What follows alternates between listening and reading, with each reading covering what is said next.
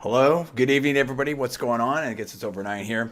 Going to be probably a short show. It's been a crazy week. Lots going on here. A lot to talk about, but I definitely wanted to get on air and talk to you all about some things here.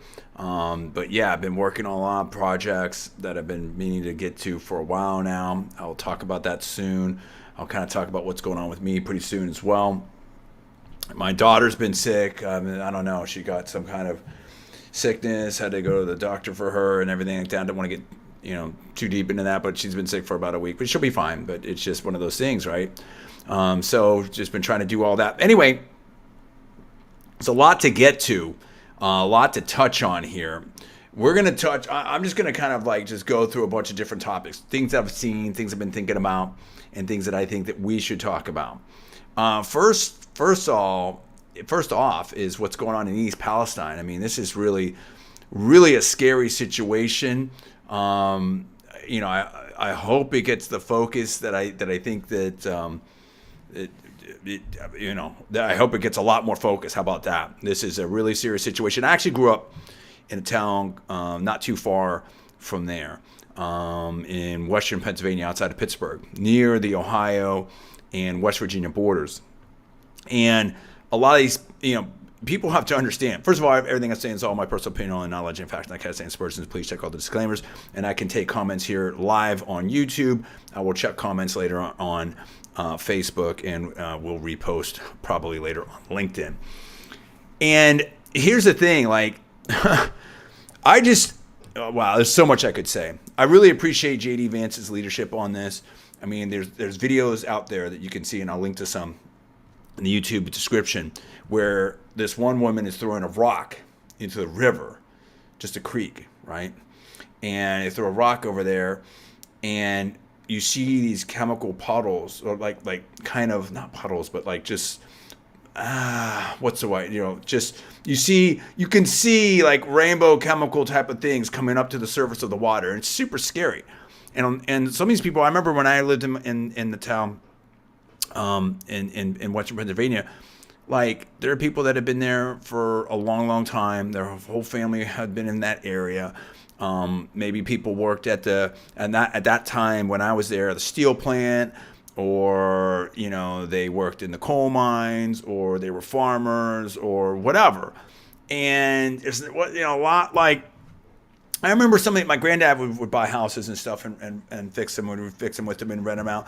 And I remember, some of these houses were like $30,000 for big houses and stuff. Now this is back a little ways, but still, I mean, you know what I mean? Like some of these people, they may not have the money. I would drive by houses, or my family, I wouldn't, but my family would drive by houses. And there was multiple cars and automobiles or trucks or whatever up on blocks and different. It's just a different scene. And that may not be everyone. And what I'm trying to say is, in my opinion, it wouldn't be surprising me if these people need our help. Like right now, like we're the people that, and I see them all the time on LinkedIn and stuff. And maybe they're taking the Instagrams, the selfies. Maybe they're on the yacht. Maybe they went to, an island somewhere, with a tropical or Caribbean island with some big celebrities and stuff like that, taking the picture. That's great. Where are you now? Where's Greta Thunberg? Where's Al Gore? Where's the environmentalists? Where's Secretary Buttigieg? I mean, like, some of these people, I don't want to make this too political. I really don't. We'll talk about politics. We'll get into that. I really don't want to get too political, but I just want to say that this is why, and I don't want to confuse different issues. We're going to talk about 2024 and my predictions. There's a lot of action going on there, a lot of stuff. We're going to talk about business, a lot going on with the markets. I'm going to give my predictions and some different analysis on that. But this is why I knew that President Trump was going to win in 2016, because whether it's I know it's cliche, but there's something to it. If you're talking San Francisco, LA, New York, some of those people, and they're great people, highly educated, very, a lot of them have, not everybody, but it's like, do not understand how middle America, let alone rural America, lives. And what I'm saying is, like, I would go to school and people would have like Twinkies or Ho-Hos. That was their lunch. Like, there's lots of people on reduced lunches. You know what I'm saying? like they ate at school. Like people, like there's people literally living when I grew up, they were literally living on the sides of the creeks. They would call them cricks over there. Not everybody. I'm not, I'm not saying that, but I mean, I'm not, we're not generalizing in any way. I love everybody, and peace, love, opportunity, freedom, for everybody. What I'm saying is that was a term that some people use. Just like if you're from Texas, I'm born in Texas, some people would say y'all, and in California, I say dude a lot. Whatever. It's just a colloquialism, term of art. And so, but they were living on the sides of these banks. Not everybody, but yeah, some people. It wouldn't surprise me. You can go find that right now. So the idea that these people are just going to have like money to go at a hotel, hey, we're just gonna get out of here. It's not like, okay, like I got a big palace in Boca or I'm out in Star Island and a hurricane's coming in. I'm just gonna pop off here. I'm just gonna go just chill in the Hamptons for a couple weeks. I'm gonna summer in Europe. Like that's not how these people are living, dude. Not all of them, not a lot of them. I texted a friend, who has business in that area. I'm like, hey, are you okay? Are you, and he didn't say too much. It's like, you don't know. It's what gets up there in the atmosphere and different stuff. At the end of the day, like I know that some people like everybody's an environmentalist because we all have to live like this. We all have to live in the earth, and we all have to live. Breathe the water, drink the air. Just drink the water, breathe the air. Hello, it's late. Etc. And I don't want to make this, I don't want to get revved up and I make this into a political thing, but I'm just saying, like, and I saw this thing from Governor DeWine today, and I guess the EPA secretary was there, and it just, to me, and I've been someone in politics for a long time. To me, it didn't feel, I'm not alleging anything. It didn't feel super authentic to me. Okay, I may be wrong. I'll put a link to it. It just didn't feel super authentic. And the woman's like, it cuts to the woman. Does anyone want to drink the water? Like, that's a totally normal thing to say when you've got politics. Like, super, super normal. Like, I've never seen this. Oh, sure. And there's just happened to be right off camera here. There was these glasses, and they're all clean. They're all the same uniform. They're upside down. They're ready to go. Like maybe, I don't know. Maybe she did the glasses. Maybe she just happened to do 3 glasses right before. Who knows? Like whatever. It's nice lady and stuff. And look, I am not alleging anything. I have no idea what the drinking water is like there. Whatever. I just know that I saw this chemical. There was this train that crashed. I saw a train crash. There's these things are loaded up with chemicals, I guess. They ignited one. I saw the news report where the thing goes up like a mushroom cloud. And then I see dead fish, dead chickens. And, we see we're seeing recently these videos and reports of the chemicals. You stir up the creek, the water there in the creek, and they're coming up. It looks like these chemicals are coming up on the water surface. That's very scary. So I have no idea about anything about the water quality. I'm not alleging anything, but all I'm saying is logically, maybe, possibly. And again, we're covering politics now. We're going to cover all kinds of stuff. I'm going to talk about the markets. I'm going to talk about interest of the Fed. I'm going to talk about all kinds of different stuff. But I'm going to do it very rapidly here. So just stay with it here, or just whatever. Just come back to it. If you're watching this later, then maybe fast forward. Whatever. If it depends on which part you want to find. I may not make chapters on it, but just anyway, stay with it. So possibly, let's say they have a setup there where they have a water tower. I have no idea what it's like there. All I'm saying is maybe the water is fine. Maybe it has a secured line. It's underground. It didn't get affected. There's secure. I don't know. I have no idea. I'm not making any allegations, but it's theoretically, hypothetically possible that the water's okay, but you go outside in the air, maybe, there's some issues here. Or the water's okay, and maybe, the animals, maybe the chickens, the chickens get affected, or the water they're eating, or the grain they're eating, and then you've got eggs that get delivered. Who knows? Like if there's issues with the environment, issues at the creek bed and stuff, there's people that Maybe they'll go, I don't know. Like there's crops. What about the water that you're applying to the crops or something like that, or you're watering your plants, or who knows, or you're giving to the animals. Like who knows? Maybe there's dairy cows. I don't know. I just know that like it's. I remember in not too far from there, somewhere in West Virginia. I remember there was, and again, I'm not alleging anything. You can look it up. There's news reports on it. There was a business case that we saw. I think it was like in one of my like ethics classes or something, in MBA class over there in Johns Hopkins. And I remember it was about like DuPont or something, and this basically a company town.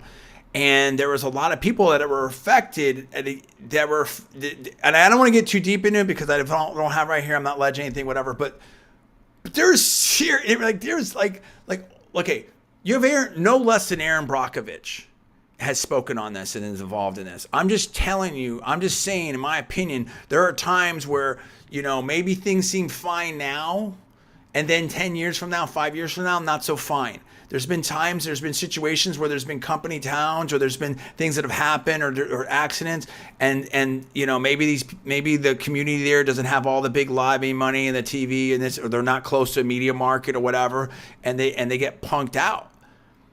It's not a cool thing.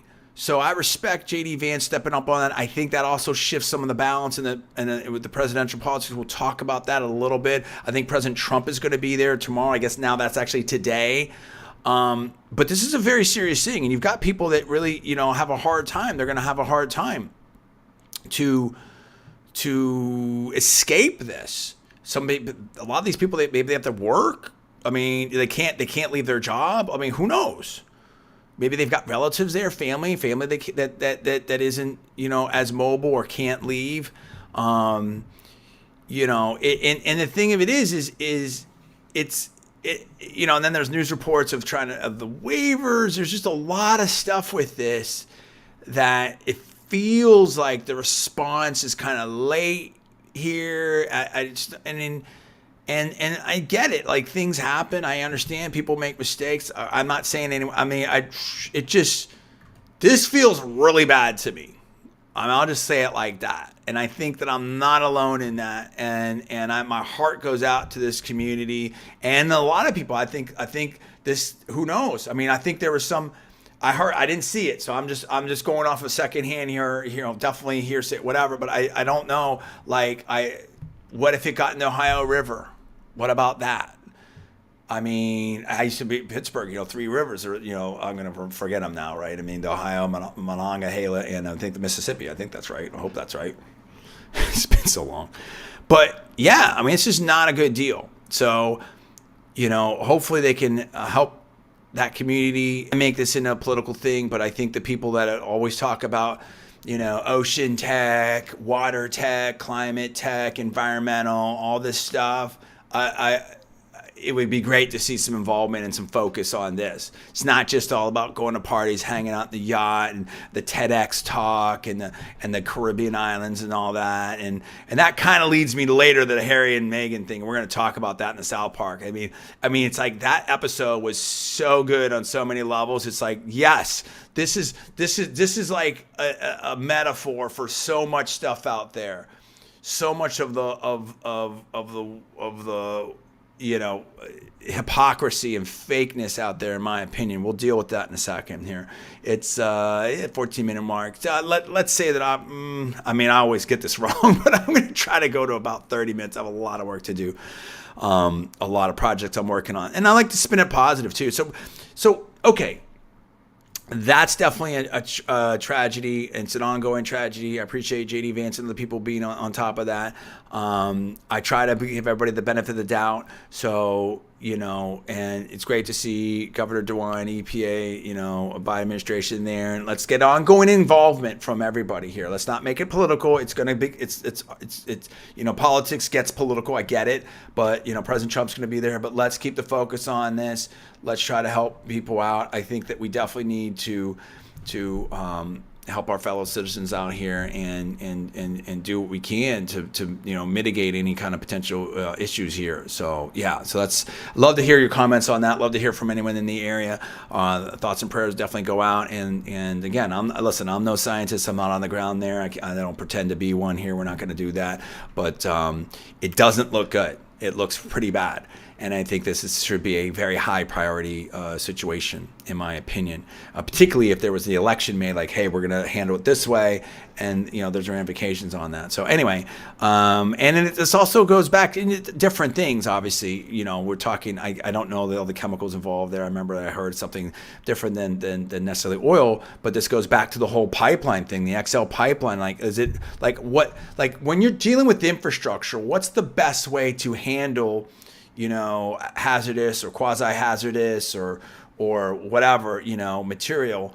How is it best to handle that? And I think, I could be wrong, I think I remember that, pipelines are probably one of the better ways to do stuff. So we have to be commonsensical. We can all say, hey, I wish everything's going to be, the whole world gets powered by renewable, clean, non-toxic energy tomorrow, but that's not the reality of where we're at. That's something that we're pushing for, we're striving for, technology, and there's great, I think people with good intentions that are working on all these things, but it's going to take a minute, and who knows? So between now and then, what do we do, right?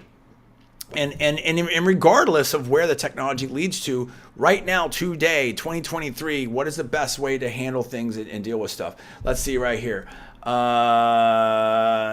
Let's see here. Oh, hey, what's up, brother? Okay, John, hi from Nepal. Hope everything, good to see you. How you doing in Nepal over there? Hope everything turns out well over there in USA. Do you think the USA will allow the person behind the, I don't know.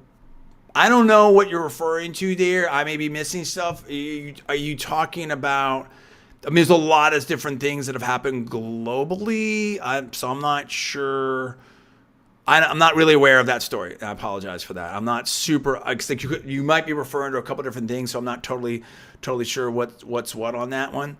We're definitely not alleging anything here and anything like that. We have to double check everything and triple check everything. So, and everything's saying my opinion only. So I think this. We have to really think things through, and we have to approach things in a very intelligent, way. Let's move on from that because there's a lot of other things to talk about right now. So let's talk about this. Okay, I got you. I'm gonna table that for now. I appreciate that, DND. I'm gonna table that from now. I don't know enough about that other than it happened, so I just don't know. I can't speak to that. I really can't, and I don't want to start speculate one way or the other and put something out there that I just don't know. Okay, so let's talk about 2024 real quick. Well, let's talk. Before I do that, let's talk about the business. Let's talk about what's going on in the business, and I'm going to share the screen here in a second. Well, I may not. Headline right here, and this came in last afternoon. This is Fox Business. I'll put the link in the YouTube description. Headline, quote, U.S. stocks are in a quote-unquote death zone and could seek 26%, Morgan Stanley warns, unquote. This is by Megan Henney, and this is Fox Business, 2023, February 21st, 2023.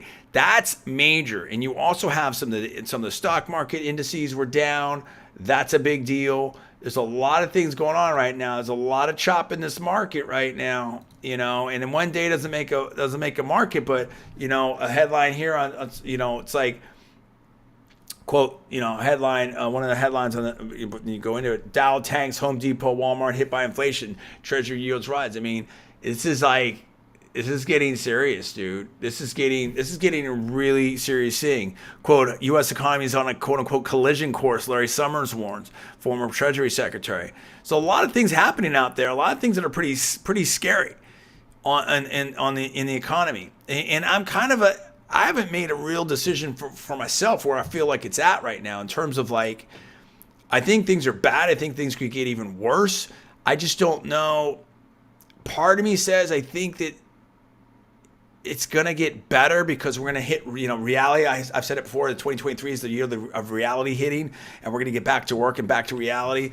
And there's a lot of this stuff, whether it was a pandemic or the super woke stuff or whatever. It was just like, my brother and I were talking about this earlier this evening about like, and I don't want to get too much into it, but like some of the movies used to be so much better.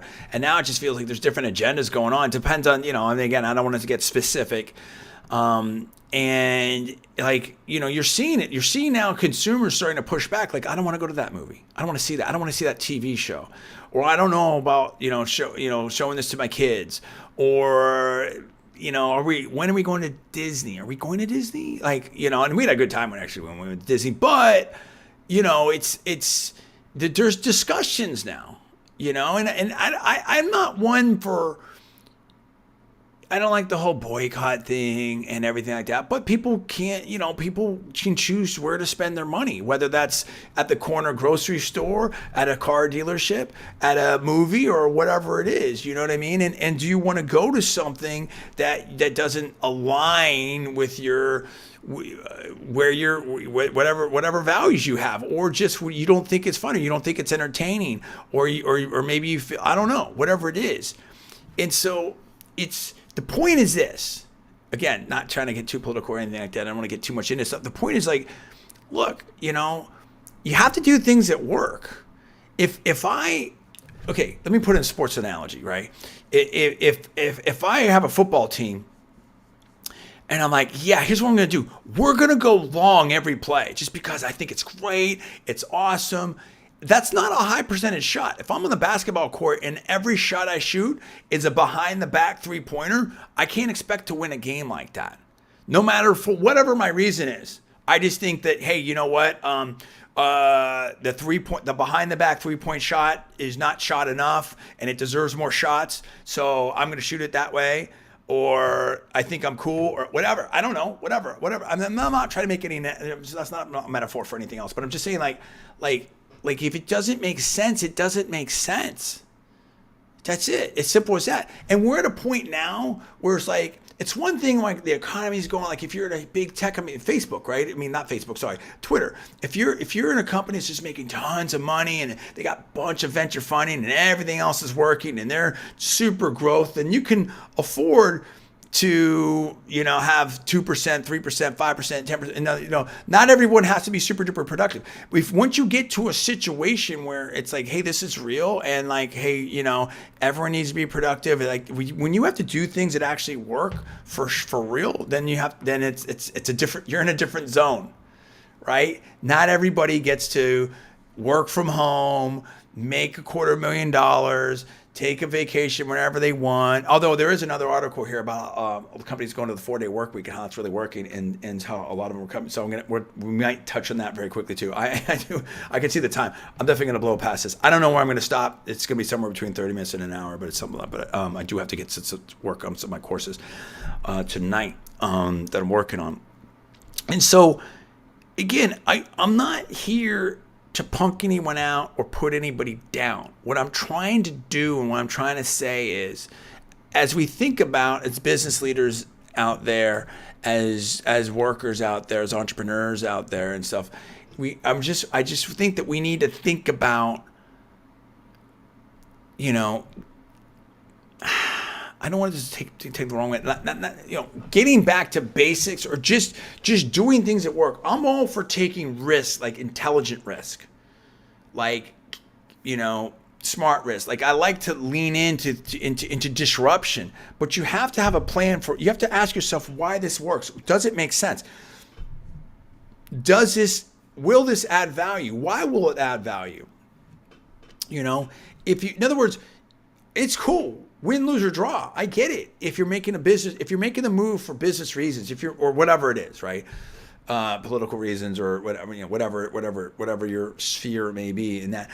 But if you're making the moves for, we're going to do this, but for these other reasons. Okay, well, these other reasons are not this, right? Like I can't say like, hey, again, the basketball analogy, because I'm terrible at basketball. You can't say, hey, you know what? We're going to pay John to be on the team because we want dudes that are like, can't shoot, can't drill. It's like whatever, that have never had a pro contract before, or whatever it is, right? Or or we're gonna, instead of, if I'm at an auto dealership, instead of whatever, instead of selling cars or doing marketing or doing something that's gonna move the needle in some way, shape, or form, I'm gonna do basket weaving all day because we don't have enough basket weaving. No, that doesn't do anything. That doesn't move the needle, right? If you could show me how it moves the needle, then that's great. Let's do that. But if it doesn't move the needle, then it doesn't make sense. It doesn't need to move the needle immediately. And I've had this discussion between branding, marketing, advertising, communications, and blah, blah, blah. That's a whole different discussion, and we can deal with that. But at some point, it's got to move the needle, right? It has to have intention to move the needle.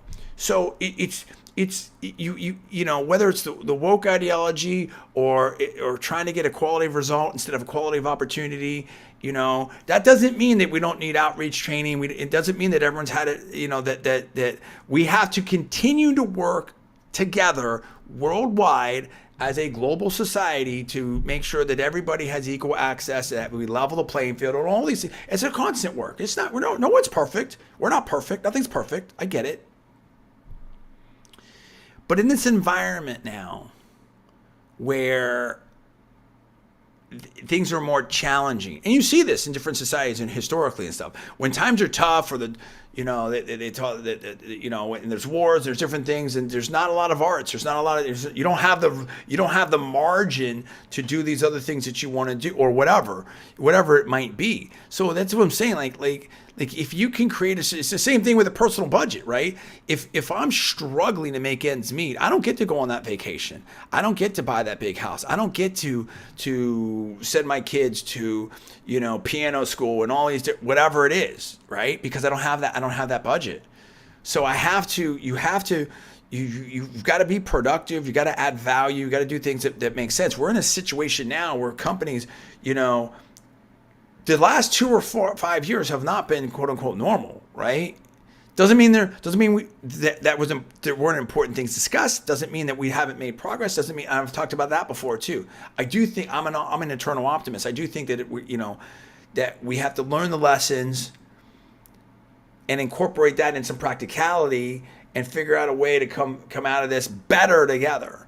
But I think there's so much going on here. People are at a point now where, and I feel it, and this goes into the political stuff, people want solutions at work. People want to feel that they're heard and listened to. People don't want to feel like they're like pushed to do certain things, like you have to watch this movie, or you have to return to the office, or whatever. Now, some things you just have to do. You have to get it, right? There's it's like, some people may not want to eat kale or broccoli, but it's good for you, whatever. But it's like, I'm trying to articulate this the right way. Give me a second here. I think there's a real shift in things coming right now. It's happening right now. You can feel it right now. A lot of the political stuff, a lot of the stagecraft, it's not working anymore. Like this whole push, hey, this is the most important stuff. Well, actually, some of that's important, but this is the most important thing. It's just, it's like, I just had this conversation. I don't want to get too much into this. Hey, we need to make sure that economics make sense and the money's right, or none of this other stuff works. It's, and I really can't get too into that, but I think that's commonsensical, right? It's like, if I want to go, I don't know, learn to be a pilot and stuff like that, and it costs me 10 G's to do it and stuff, and that's all great, but I can't do that unless I have my personal finances together. I don't chase that without having this together. And I think that's writ large is where we're at. There's different articles, there's different things I've seen about, savings rates going down, credit cards going up, stock markets crashing, housing prices might be impacted. Do I buy into the perma bear super negative spin on this? I don't know. I don't know. And I'm not saying it's all just perma bears that are saying this. I don't know. I'm at a real, and I'm someone that I'd like to think is pretty smart, right? Literally a super genius, but also it's not just the horsepower. Studied these things, looked at that, I've been very good. I'm very good at sort of future casting. I've talked about that, seeing business models, seeing ahead. I don't know. I really don't. It's a tough one. It's a real tough one right now, because in some ways I can see everything crashing, in other ways, but it always comes back, right? The question is how deep and how long and when and where, and how do you make that pivot, that shifts? I mean, what's going on in in Europe? Are we what's going on with, we've got balloons overhead and stuff like that. Like, to what the geopolitical risk? How strong is that? That is a huge question. That's a massive question mark over everything. And you know what? I don't know. That's I don't know. Don't know what's going to happen. So let's put that aside. I mean, you really can't, but for the discussion purposes, we kind of have to. Let's hope that things smooth out and the world sees some peace, as soon as possible. Let's hope so. If things continue or get worse, that's a problem from a lot of standpoints. Supply chain, prices, all as security, people's lives, everything. That's a scary proposition. So hopefully that gets smoothed out. But let's move past that for a second, in terms of analysis. In terms of right here, right now in the USA, interest rates, economy, inflation, unemployment, stock market, all that. Look, I've said it before. I don't like asset classes right now. I mean, you can't be super broad brush with everything. It just depends on what it is. You know what I mean? I mean, like gold might be different, and I'm not giving you financial advice, making any predictions. Everything you do is at your own risk, etc. But let's say that maybe gold might move differently than, say, real estate, for instance. So I'm not saying that, but I've just writ large. I'm not liking asset classes right now, particularly in certain sectors. I don't like real estate. I think where you're holding inventory, I think it's got to be quick turns. I think used cars. I think things are gonna get tough, right? But at the same time, like, I can see quick pivots. I mean, we saw this, right, with the pandemic. And I'm not saying it's going to operate like that. This is a little bit different, but we saw a big drip down, but then we saw a big move up, right? So I do think people are going to get back. It really comes down to, regardless of what's going on. I mean, look, I've lived through where home prices, where pricing went up and interest rates are really high, and people still bought houses, right? So it just depends on what people want to do. What depends on what the banks are going to do. There can be different shifts. At some point, business has to move on. People have to make moves. At some point, there will be a normalization, even if interest rates are high, even if there's inflation or whatever. That doesn't mean those are good things. That doesn't mean that it can't damage the economy. That doesn't mean that these things don't matter. They absolutely matter. But I think that it has to be addressed, and bad policies lead to bad results. Right. But at the same time, like, I think that there's some course correction in this stuff. So this is where I just don't know.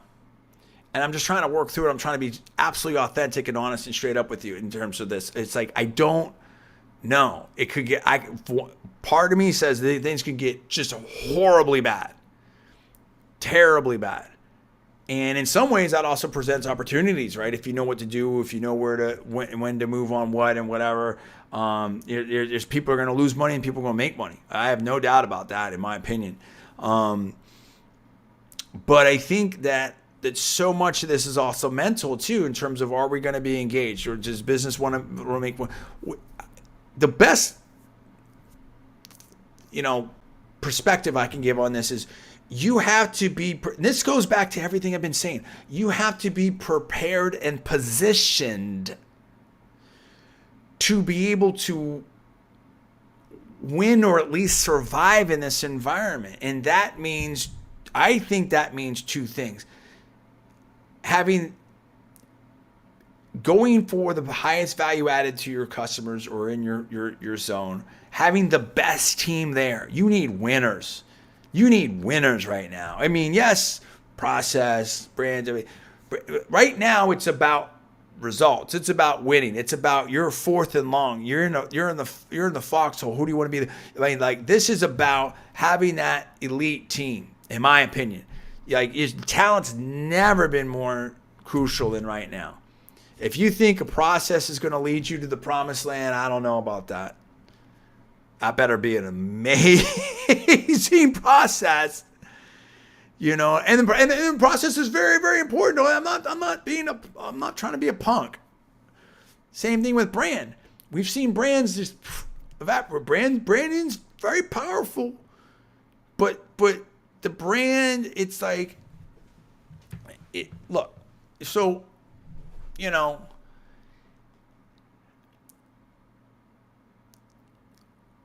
what do people really need? Do people really need the metaverse and Web3? They might someday, not today. Do people really need crypto? Not today. So what are you going to do to win right now? How do you position yourself right now? What do people really need? And how do you deliver that value? Okay, you've got the cards that you've been dealt wherever you're at. Let's say you work at a copier machine company, or you're in retail, or you're in the automotive business, or you're a lawyer, you're an accountant, whatever you are. What do people need right now? Where's your pricing? Where are you delivering value? How do you navigate this? What's your team doing? What's your competitive advantage? How do you gain market share? How do you navigate this? Those are the crucial operative questions.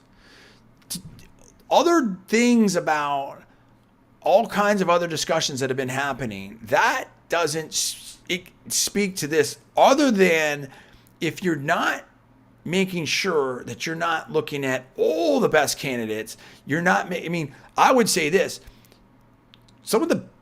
In my opinion, one of the best things that a lot of people can do is revamping their hiring and onboarding policies, because I think recruiting is terribly broken. If you're not looking at everyone, if you're not flexible, if you're not constantly trying to recruit and retain talent, then something's wrong with you. If you've got a revolving door, let's say that in your business a lot of people are leaving and a lot of people have quit. If you've changed over, there's been a lot of turnover. That's a huge problem, massive problem, in my opinion. There should be no reason for that. There's nothing, that doesn't make any sense, right? How's that ever going to work? I don't get that, right? And so, but some of these things, some businesses, oh, yeah, it's normal. Not normal. Not that. Why is that normal? How can that ever be good, right? Or I see things we're paying people too much. What? No, you need to step up. Now, if someone's not worth it, it's not worth it. If someone's generating X and they're only getting a percentage of X, and it's anywhere below 50%, how is it not worth it? It doesn't make sense unless the dollars are so high that okay, you got substitutes there, and someone, I don't know. It doesn't make, look, I think the competition is going to be, yes, I expect unemployment to go up. Wages are going to be interesting in this environment, even if unemployment goes up because of inflation, because I think you have a different thought process now and a different outlook. But I think that the competition for customers, the competition is going to be, I can see a lot of businesses just getting wiped out. And I think a lot of businesses are going to make the wrong move, in my opinion, and, cut costs and stay tight and don't advertise and don't market. And they're just going to get, I think that is a competitive, massive disadvantage in that. That doesn't mean blow everything on a millions on a Super Bowl commercial. Maybe you should. I don't know. I'm not making that call. I'm just saying, I'm not saying be frivolous with stuff, but I'm saying that you need to the businesses that have the best talent and the best processes, and right, and build their brand stuff like, and add value. Most importantly, add value to the customer and deliver that value. And are understanding how to and attract and retain talent and pay up for talent, I think are going to be the ones that gain market share and going to win. And I think product is crucial. People are looking at everything now like, do I need this? Why do I need this? Do I need this? If I need this, then yeah, I really want that, right? But I think there's going to be cold, hard looks at everything. And I think there's going to be a reevaluation of what is important and what is value. And I'm not just trying to be contrarian. I think that I think business leaders are way behind on this. I really do. And I think that there is this perfect storm or collision course coming. That doesn't mean that everything just is going to shut down. No, I think that there's going to be this dynamic creative creative destruction, if you will, in capitalism here, and something's gonna shift. You have to understand where it's going. I actually have been outlining with my family a plan. I've been like, okay, this is what I want to do, and I'll talk about this later in another show, probably tomorrow, maybe next couple days. What's up with me, what I'm going to do, what I'm thinking about. Not everything, but I've got a plan. Hopefully we're going to be able to do it. It's like, okay, these are what I want to work on. This is what I'm looking at. This is where I think my strengths are. This is where we're going as a family. And I think it's a dang good plan. And we'll see. We'll see, knock on wood or something, right? Let's talk about politics for a second. But that leads to this, which is that environment of uncertainty, economic distress, what worked before, particularly like I see a lot of these like you have to understand the rapidity of change gets faster, some ways exponentially faster. So even if you had a superstar, a product that sold like gangbusters 5 years ago, 10 years ago, it may not be poised to move now. How many Sony Walkmans are being sold today? I mean, how many? I'm fill in the blank, right? I mean, it used to be when the Cabbage Patch Dolls were hot and Pokemon was hot, and maybe somebody, but you understand what I'm saying? I think things shift, things change. Barney, things change very rapidly. Very rapidly. How many CDs are out there? How many DVDs are out there? How many Blu-rays are out there? Right? I mean, think about that. Think about that, right? The form factors and different things. Blockbuster, where's that? Etc. So that environment, and then we see again the things that happen geopolitically. We see about East Palestine. People are feeling uncertainty, economic uncertainty. Now you pivot that into the political thing. You overlay that paradigm into the political thing. And what are we dealing with here? And I'll hit this quickly. Okay, so interesting stuff. Trump's in the race on the Republican side. I keep hearing rumors like, hey, maybe Biden's not going to run, or I don't know about rumors. Let me revise and extend that, and let me revise that. I believe President Biden is going to run. I think he, has every right to run, and I think that as the current sitting president of the United States and the leader of the Democratic Party and all the rest, so I see these different discussion points out there, polls of Democrats, some people talk, speculate about Governor Newsom and all this stuff. And I'm like, dude, I mean, from a presidential timing standpoint, do you understand that it's going to get late pretty early here? I don't know how that's going to, a year from now, we're into primaries, which means you need your committee. I know how politics works, right? You need your committee together. You need your team together. You need your fundraising together. You need your website. You need a lot of stuff going. And you can't just especially if you're not a big national name, this and that, whatever. So great. So if Biden wants to run, how is he not going to run? And if he runs, how are you going to beat him on the Democratic side? And if you're not going to beat him, then what's your goal? Name ID, sell a book, promote your campaign down the road. I don't know. Is that helpful or harmful to the party? Etc. So those are all other questions. But for the time being, there are some people talking about that. I am going to assume that President Biden's going to run. I'm going to assume he's going to win the Democratic nomination. Given what I know right now, I don't see why that wouldn't happen. So let's stipulate that. And we're going to get to Harry and Meghan too. So we're definitely that's going to be at the very end of this. But on the Republican side, that's where things get a little bit more interesting.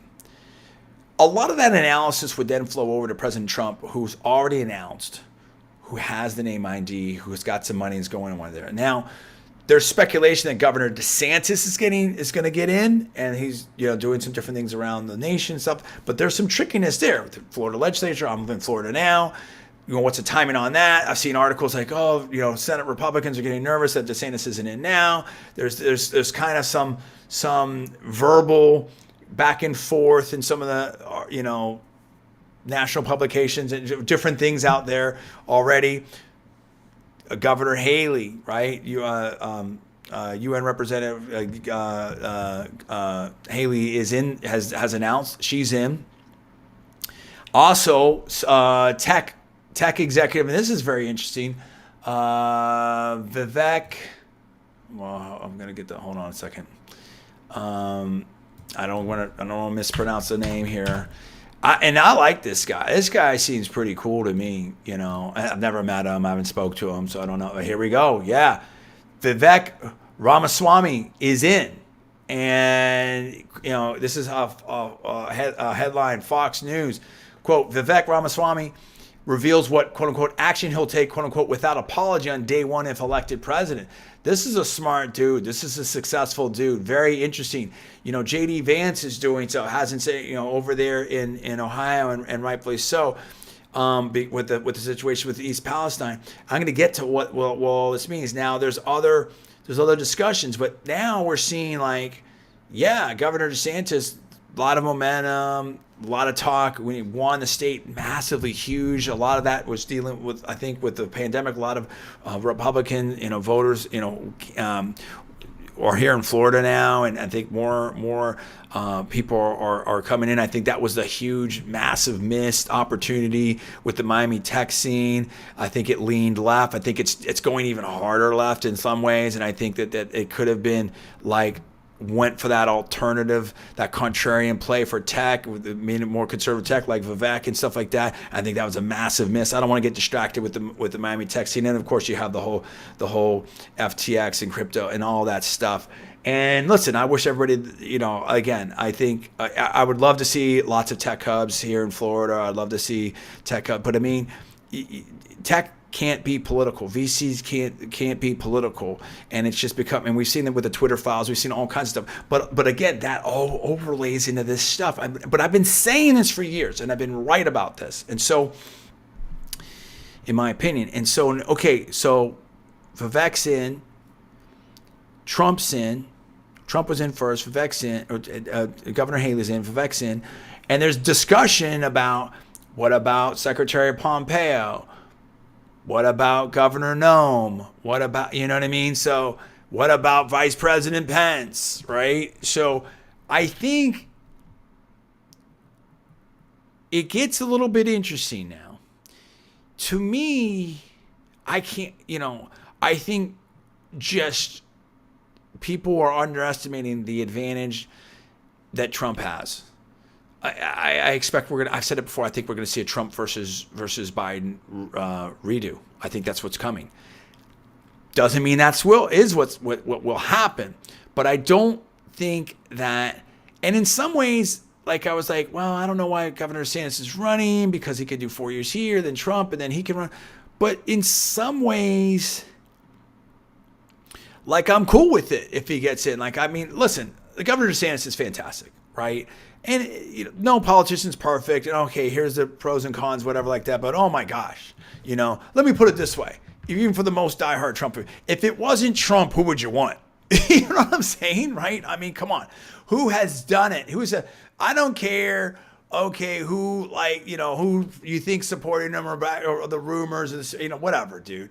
It's like, you know what, he's, in my opinion, and his team have delivered. I love Governor DeSantis, stuff like that. Again, not that he's perfect, and things are subject to change, and we'll find out. And when you run for president, it's a different level of scrutiny and all that stuff. But I think that with Vivek getting in here, here's what I'm saying. I think Governor Haley, I don't think she's got a way to win right now. If there's another motive, and I'm just purely speculating. I'm not saying her. It could anybody, right? Like if you're polling less than, and I'm not saying her. I'm just saying anybody, right? Like let's say there's that, like we have the 16 like we did before, whatever it was, and you're polling at 1%. Well, why are you running? Are you running because you think you can win? Are you running because maybe you get lucky? Are you running because you want a book deal? Are you running because you want a name ID? Are you running because you want a vice president or some other job in the cabinet? Like, and that happens, right? We look at Mayor Pete and we have that. Okay, and that's fine.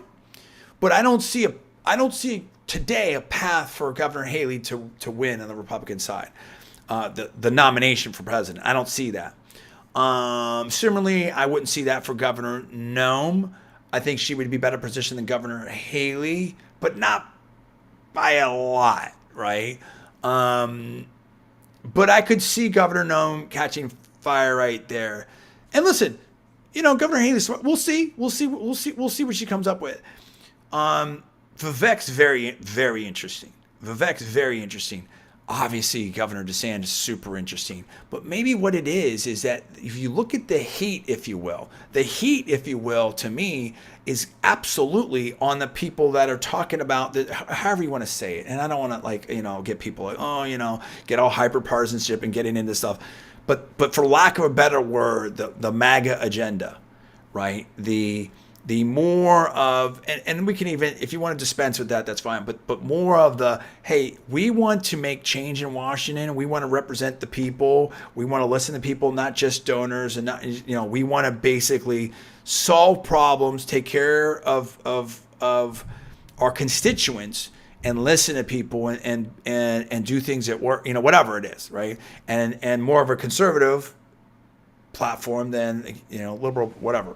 And so those candidates, I think, are going to do much better and are in much better position. And as I mentioned, this is my little brother.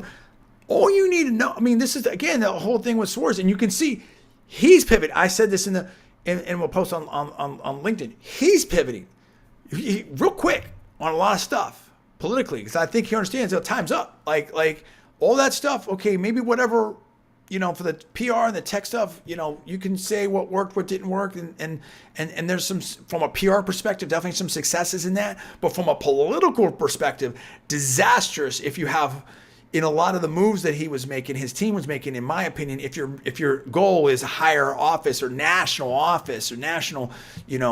elective office on the Republican side. So if you look at not just Senator Rubio has shifted right, but to me, if you look at Senator Graham and Senator Cruz, like, you can't be to the left of those. And then I'm not gonna say that. I'm saying that a little bit wrong. Let me take that back. Let me revise that. I think those two are very, whatever you want to say, pros and cons. And I'm not like,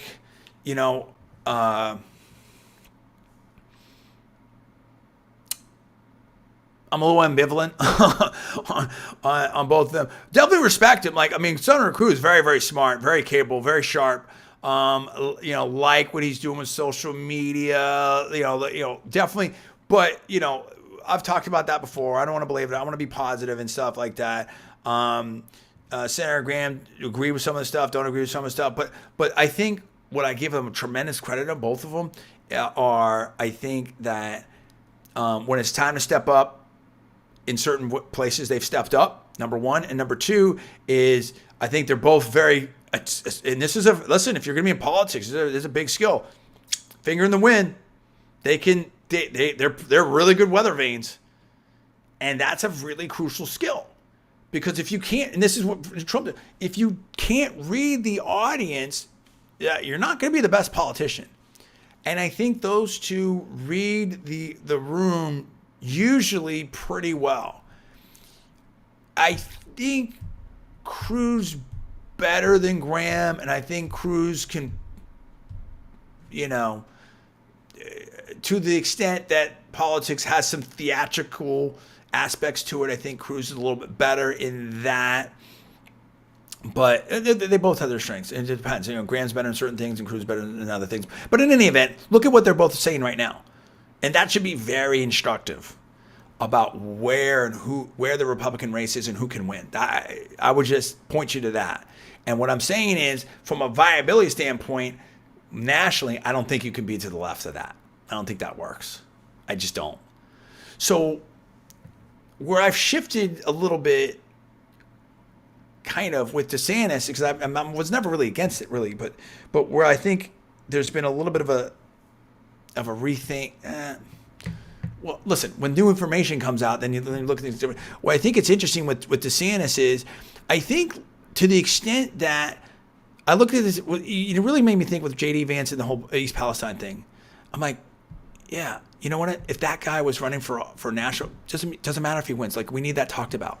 Like, we need different things, like those types of issues talked about. You know what I'm saying? Like, but hopefully that'll be solved, and those people. I'm not talking about that, but I mean, that kind of politics talked about in terms of talking about real issues and things that are affecting people and all these types of stuff. So the more, let me put it another way. I don't want to be misunderstood in any way. The more you see on a national level, J.D. Vance, Governor DeSantis, Vivek, Trump, etc., the more that then puts the focus of where the Republican Party is and where it should be for 2024, and not like, hey, this is just crazy Trump, and if he just doesn't run, we won't get back to the country club, or we can get back to the the opposition party, no, like that's done. And if you look globally, like a lot of this is done. And so I think that there can be we should be able to have a fair discussion and an honest and a rational and a calm and a non-partisan or less hyper-partisan. Now, how about that? Discussion about all kinds of issues, whatever you want to talk about. Climate, energy policy, everything, right? But it has to be done in a way that is, it should be done, in my opinion, in a way that is productive and inclusive, and doesn't try to push people or force people to do certain things, or at the minimum, not say or, I think that's important, right? Sometimes I'm sure that on any range of issues, maybe 10 years or whatever, and there may be like, hey, an asteroid's going to hit the Earth, and okay, well, we need to we should all, shelter, and things will come up. Like, who knows? It's total speculation, not any particular issue. But in addition, you have to you want to have people be as free and have as much freedom, liberty, as absolutely possible, right? And there's certain things living in civil society, and we've already covered that. I don't want to get into political theory and stuff like that, but just that's a incredibly super brief cliff note, whatever. But it's not perfect, but let's just table that.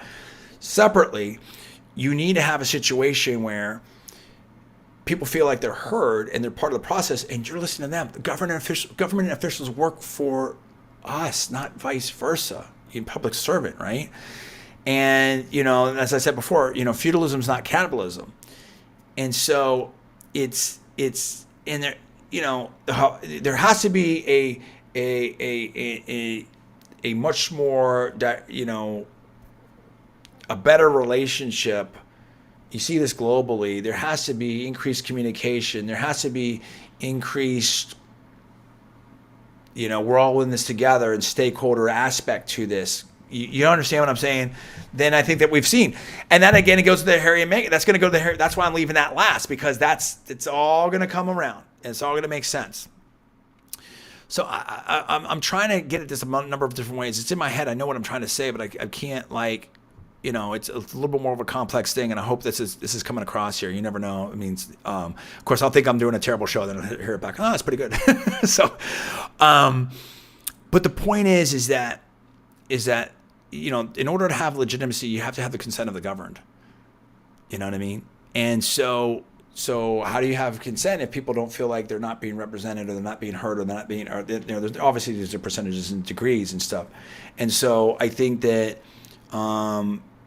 having a healthy debate is a good thing, and having multiple voices, I think, is a good thing. And I think if DeSantis gets in and Trump wins, and then DeSantis is VP, or DeSantis wins, and I mean, let's see what it is. Vivek, I mean, we need a lot of things discussed on the table right now.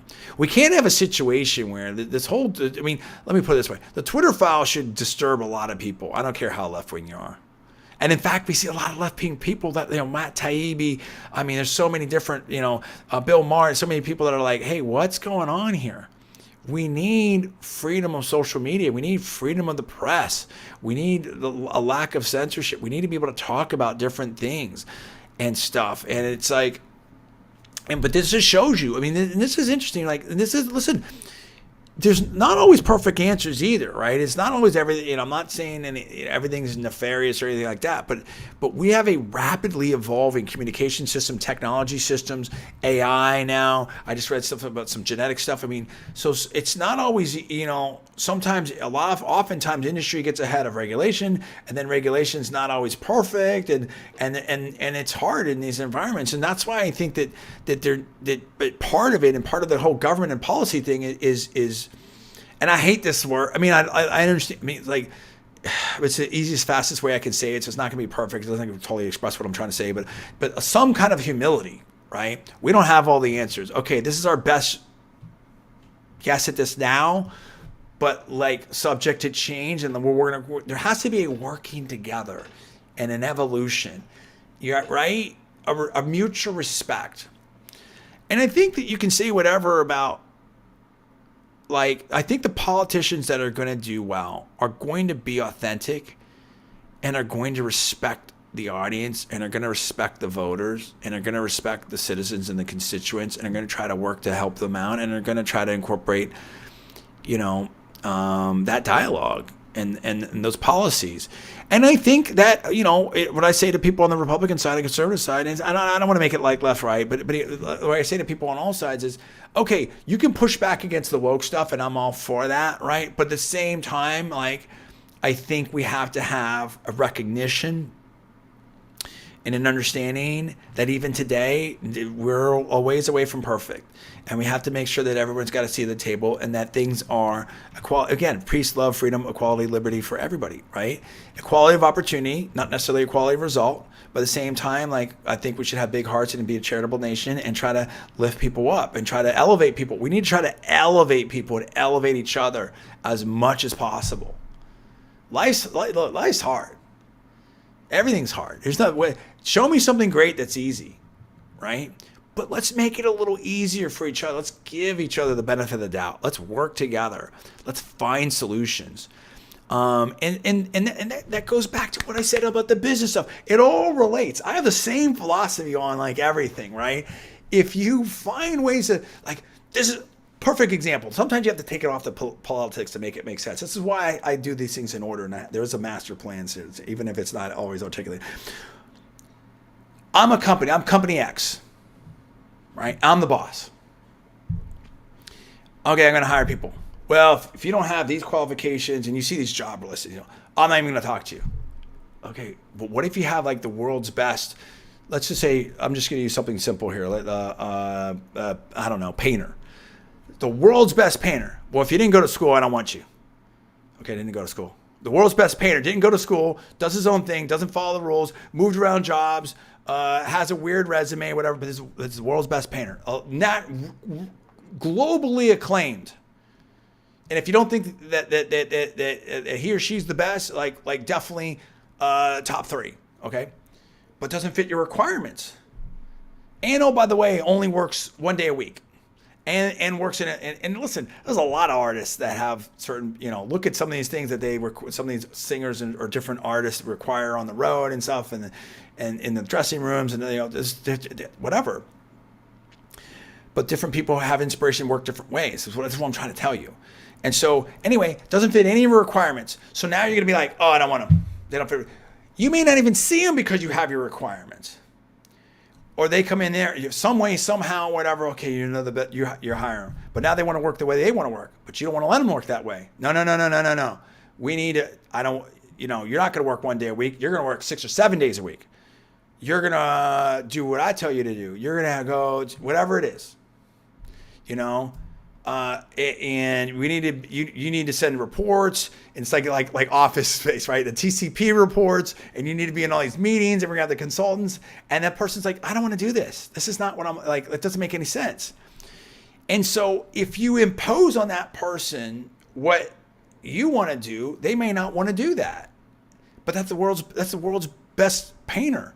So does that make sense? Why are you doing it? Why are you forcing them to do it your way when they've proven that their way is better, at least for them? At least for them. Why can't there be a dialogue and flexibility? Why can't people work together? Why can't there be mutual respect?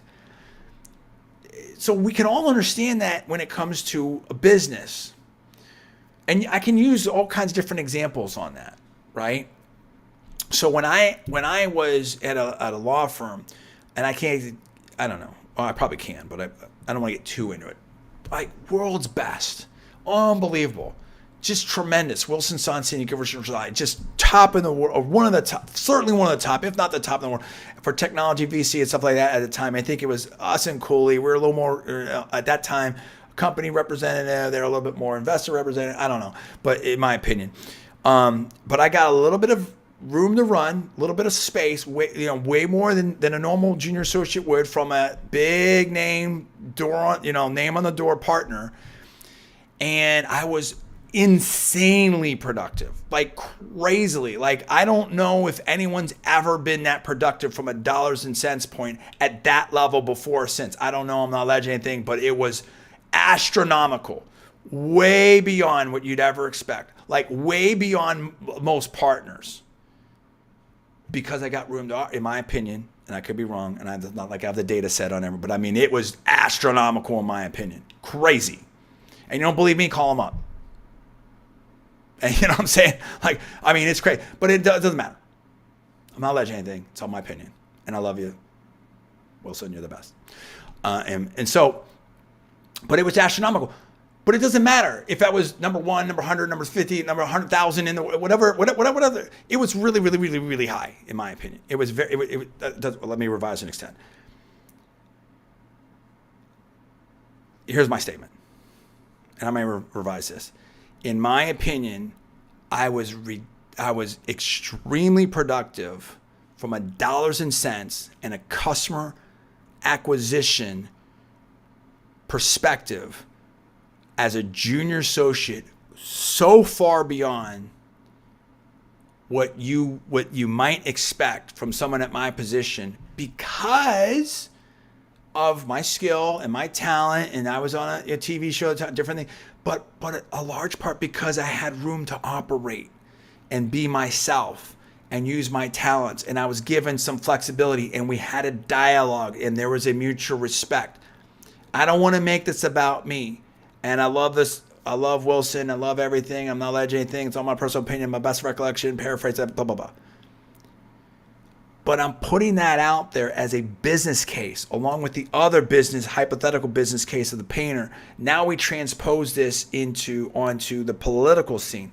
Similarly, I think if there's that level of respect, that level of dialogue, that level of interaction between policymakers and constituents, I think good things happen, right? So, as opposed to, hey, this is the way that we do it, and that's blah, blah, blah. Like, if you create an environment where people feel like they're not heard, and I don't want to go, you understand what I'm saying. I'm gonna get to my head. I'm way beyond all the time limits. I've got lots of work to do here, and I got to get to sleep. But I think this is a super important conversation. So much of life is really, really simple, and people make it complicated. I am a super genius. I do my Ask a Super Genius series where I take the complicated and I make it simple.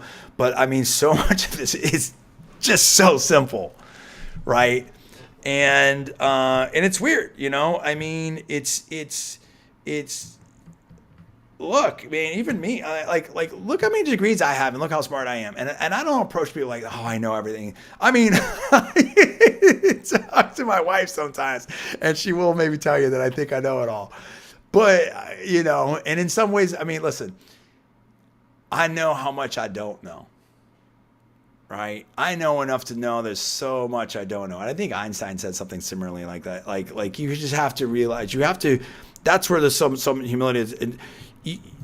And I put it in different ways. I don't even like that. Like, you have to be open constantly to finding the better way and finding the better mousetrap and understanding that the world is changing, the data is changing, and learning. I think that's one of my saving grace. I love to learn. I love to constantly be better. I love to always strive and be better. You know, and that's what I love about my wife too. She's always wanting to be the best and push it and do different things like that. And you know, and that's okay, right? And we don't always agree, and that's okay. And that's what I'm talking about. Like, you can't be afraid to have that, you know, conversations. You can't be afraid to have someone say, no, I think this is better, or this is right. And at any level, it doesn't matter. President, you're the CEO, you're the manager. It doesn't matter. It doesn't matter. Now, of course, that doesn't mean that, like, you don't have to execute a plan and strategy, and people don't have to be responsible for decisions. And I get all that, but it's a mindset, and it's an approach. Glass half full, glass half empty. Anyway, there's so many different things. I'm going to do different courses on this. I'm going to talk about this. There's so much about like I want, and this is, I guess this is what I'm like. I don't want to tip my hand on stuff, but I mean, I'm all about like news you can use. I see some of these different trainings and courses and things out there, and so much of this is rah motivation, or hey, I'm going to say this perfect line, I'm the closer. Some of that, okay. I mean, you know, but to me, it's like, I just have a different approach on stuff. It's, how do you work with people? How do you get the best out of them? It's the same thing when I used to train professional athletes and stuff like that. Like I told you, I can take my program, which is not just my program. I got something. I mean, I talked to the great Ed Cohn, right, best powerlifter of all time. I took some of his stuff and took some of the stuff from Eastern Europe. I took different programs. I have my own. I tweaked it, whatever. But off the shelf, I can take this plan. And it counts, depends on the sport and blah, blah, blah, blah, blah. And then it's probably going to, you know, you do that, you're probably 70%, 80%, 90% there, depending on, you know, how you approach it. But you still, that last 5, 10, 20, 30%, it's now you're getting into some really, you know, rocket science, you know, training, competition, customization stuff. You have to know how to do that, right? That's what the wins are, dude. That's where the wins are. You know, I mean, it's like, what percentage between the worst place NFL team and a Super Bowl team, what total percentage of talent difference do you think that there is? I don't know if you could quantify that, but I mean, or third place and first place at a world championship powerlifting meet, or, you know, insert, and sometimes you have those once in a lifetime talents. I get that, but in general, it's pretty small, right? So you have to be committed to the work. That doesn't mean overwork. The other thing, and I'm just going to mention this extremely briefly now because it's just way too late, but it's like, but there's so much to talk about. I haven't said anything for it, but I'll say this right here. Headline, quote, Fox Business, more than 60 companies tried a 4-day work week and results show why 92% are keeping it. Bam. Chris Pandolfo, Fox Business. And this was today, yesterday morning. I mean, things are changing. That's what I'm talking about. We used to be like, oh, if you don't live at the office, that was the thing, right? That was the thing with the hustle grind culture. If you don't live in the office, you're not committed. Well, guess what? What if it doesn't work as well? What if a 4-day work week is better than a 6 or 7-day work week? I mean, that's what I'm saying. You have to be open to the data. You have to be open to trying different things. Well, we always did it this way. Well, no, it doesn't matter. Like, things have changed. You know, in dealership, we didn't used to deliver cars, and we didn't do the internet. Now we do. You know what I mean? Like, things change, right? So it doesn't always change the way you want it. Maybe it changes. Anyway, let's talk about Harry and Meghan. Let's close with that. It all comes around. I think the reason why this Harry and Meghan thing, if you haven't seen that South Park episode, oh my goodness, scathing. Now, it was kind of the same joke over and over, but in some ways, I mean, I'm not criticizing them. They're way more successful and funny than I am, that's for sure. But I have a different kind of funny. I don't write things. I don't do jokes. Definitely don't write cartoons. I'm more off the cuff, impromptu type of funny. I think I'm really funny, but anyway, it doesn't matter. It's a different kind of comedy. They're absolute, stars. There's no doubt about it, obviously, in their craft and what they do. And it was the whole, and I see this all the time with like the, environmental people, but they take private planes and they're going and partying and they're doing the TEDx talks and they're flying, jets just to give a talk. Just a lot of hypocrisy out there. And the whole thing was like, okay, Harry and Meghan say they want their privacy, and yet there's this world tour on a private plane, and there's all these publications, all these different things going on, and it's just like, it was so funny and stuff. And as the saying goes, it's only funny because it's, anyway, I don't want to say, I'm not alleging anything. I have no idea. I don't know. And I'll be honest with you. Here's the other thing. I don't care that much. Like, I just don't care that much. But it's just like, the whole dynamic is so weird. To me, like, so much of that whole scene is like theater and PR and I mean, there's a whole industry of like royal gossip and everything, and it's like, and here's the thing, like, Meghan, like, if you like, I don't know what planet you're like whatever I have no idea when I don't know. I didn't live through it. You lived through it, and hopefully, and everyone needs to be treated with respect and correctly. And I'm not making any, but let me put it this way. Like, how do I want to say this? How do I want to say this? I got to find the right analogy. I'm trying to find the right analogy. Just give me a second. Like, I don't need to go to prison to kind of have an understanding of what prison might be like. And I sure as heck don't want to go to prison. You know what I'm saying? Like, no, that's no place I want to wind up in. Particularly like some of these places. Or, let's say, I don't know, some place that's unsafe or something, or I don't need to go diving in the Great Barrier Reef where a bunch of sharks might be. Like, I don't need to do that. I'm not going to go drop myself in the middle of the Everglades and find out if there's alligators there, because there are. You know what I'm saying? So if you're totally opposed to everything about this little royal family, why'd you marry into it? Like, what were you doing? What does that think? I mean, what are you doing? Like, okay, well, I love Harry. Okay, let's say you love Harry. I mean, it's like, I don't get it. Like, I don't get it. I just don't understand. I just don't understand the whole thing. And the thing is it's the same thing. Like I'm someone that knows about production. I know about like media and stuff like that. When I see these candid videos or whatever like that, and like they have a far shot and everyone's mic'd up and stuff like that, that's not candid. Okay? It's at the minimum, it's planned. Multiple camera shots, replays, different angles. They got a whole crew out there. At a minimum, that's planned. So it's not like, oh my gosh, I caught this mid-second and then someone whipped their phone out. No, you got great sound, everyone's mic'd up like that. It doesn't just happen. So when you've got, that's what South Park was so funny about it. When you have a worldwide tour and you have books coming out and you have all this, and you're appearing on all those talk shows because you want to appear on these talk shows. Nobody forces you to go on the talk shows. Nobody forces you to write a book. Nobody forces you on a world tour, and etc. and all these things. And it's like, I think it's emblematic of the culture. And listen, I mean,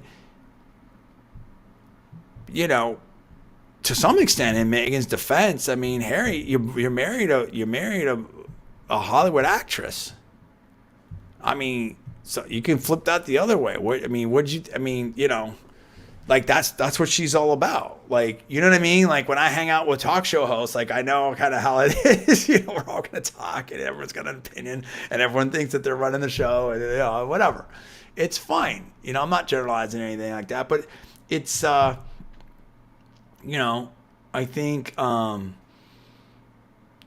I just think that was super funny. I think it was super funny, but I think that how I weave it into the other stuff is people,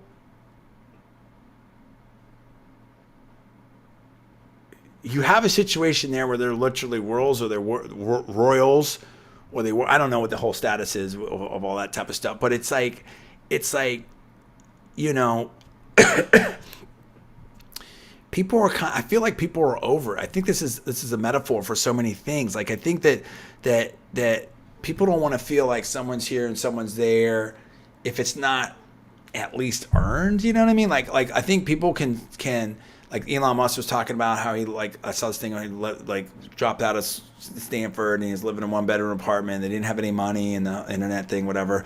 I mean, that person built stuff up. There's a lot of different stories of building stuff up. You know, Barbara Corcoran, Damon John, you know what I mean? And there's all kinds of like people, you know, some of the sharks and some bunch of other people.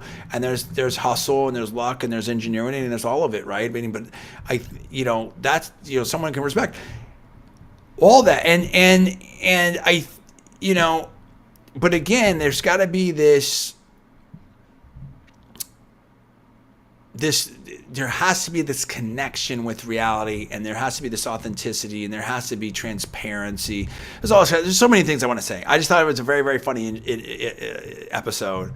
I think that was really, and now there's blowback on that. But I think it highlights there's just so much hypocrisy now, whether it's the woke stuff or the tech stuff or the quiet quitting, or there's all this type of stuff. Like, you know, it's all, I don't want to get into too many things like, hey, don't bother me, but I've got a camera over here, you know, posting on stuff, and I'm in a public place. Like what? You know what I mean? Like it's just craziness. Like everyone tries to get what's trending now. Everyone tries to be a meme. It's like, there's almost this distortion of things, and I'm not against it, but like, you know, it's just kind of crazy. And there is definitely competition for attention. Like I love to do videos. I love to talk to people, but I'm honest about it. You know what I mean? Like this is my art. I like to have conversations, I like to talk about stuff.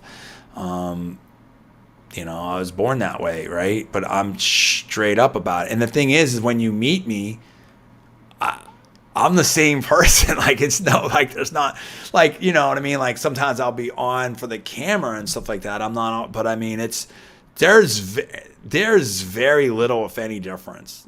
I mean, it really is, you know? And, it's like, yeah, I mean, let me put it this way. When you meet me, there's like no surprises. So, and that's fine. And it's that doesn't, now, if you're an actor or an actress, that's a different job, right? So I think that Harry and Meghan are in this weird logical place now. We're going to see where it goes, but I think that like, and again, and I don't want to get into these, but you see these things now. You see some of these things. There's other things like this. There's other things like this. Whether it's some of the, you know, environmental people, but they're flying private jets just to go have fun, or to go to a party, or to go to a conference, or a TEDx talk, or they're flying, you know, all, maybe it's a regular jet, or it's just weird, right? There's that aspect of the Greta Thunberg aspect of it, right? If you will, in my opinion, and I'm not alleging anything that she's a public figure, but I'm just saying like I don't know. Well, I'll take that back because I don't know enough about that. But it just like there's you know, whether it's John Kerry and Senator Kerry and the yacht out, you know, Senator Gore or Vice President Gore and the, you know, big home mansion and electric bills and all this stuff, or, you know, Leonardo DiCaprio. Okay, great, you've got a Prius or whatever, but you also are flying private and you got a big, I mean, come on, you know what I mean? So there's there's all that, and I'm not alleging anything or whatnot, but just, there's some of those things going on. Or it's the people that are posting stuff like, walking down the street, or, oh my gosh, someone glanced at me. Yeah, people glance at people look around all the time at different people. I'm not speaking any specific thing, but I'm just saying there's so much of this. I'm offended. Oh my God. And it's all to put themselves, it may be, potentially, I'm not alleging anything, to put themselves in a story and get themselves over and get people to look at them and did you see this? And again, they're all mic'd up and they got the camera and they got the microphone there, and then you have the TikTok stuff and with the robot sound, and oh, look at this person. It's like, you obviously were all set. It's not like you went out for a walk, or you went to the gym, or you went to the store, you went to this, like, with no intention of capturing any footage whatsoever or anything like that. And you don't look like you're a competitor. So why are we watching you, whatever, walk down the street or go? So there's a lot of this, there's a lot of gotcha stuff out there right now. There's a lot of trends and memes and stuff like that. And I think that's part of what the South Park, I don't want to get too into that. That's part of what the South Park stuff spoke to, is like, what are you complaining about? Like you obviously want some attention, but you're saying that you don't. You want privacy, this and that, whatever. And it just skewered and parodied that whole thing. Similarly, when we look at some of the things for the past 4 years and stuff like that, like or 5 years or whatever it is, yeah, important conversations, and yes, everyone's got to have we need to be more inclusive and a seat at the table and all that type of stuff. But we have to get past this gotcha politics and all this stuff. And I don't want to get mired in the specifics, and back into a productive space, into a more productive space where there's benefit of the doubt, there's good faith, there's listening, there's some humility, there's working together, there's positive policies, there's listening to constituents, there's lifting each other up, there's inclusion, right? There's equality of opportunity, liberty, freedom, all that stuff for everybody. Love, peace, love, harmony. And we do things that work, and we get to work, but we work in ways that are flexible and allow and get the best out of everyone, not just force people. Anyway, so yes, there we go. It all comes together. That's the way my mind works. And I hope that made sense. And I hope that was productive. So I thank you for watching out there from here all the way over to Nepal. Appreciate everyone. I hope you have a wonderful night. I will be talking soon. I can't say when. I might have to do some errands tomorrow and some different things like that. My daughter's still a little sick, so to see how that's going. Hopefully she's going to be okay. Well, she'll be okay, but I mean, just, we just got to get through it. But soon I'll be talking about what I'm up to, what I want to be up to, things I'm working on, all the rest. And there's always another show. So thanks so much. Have a wonderful evening or day or wherever you're at in the world. Appreciate you. Take care.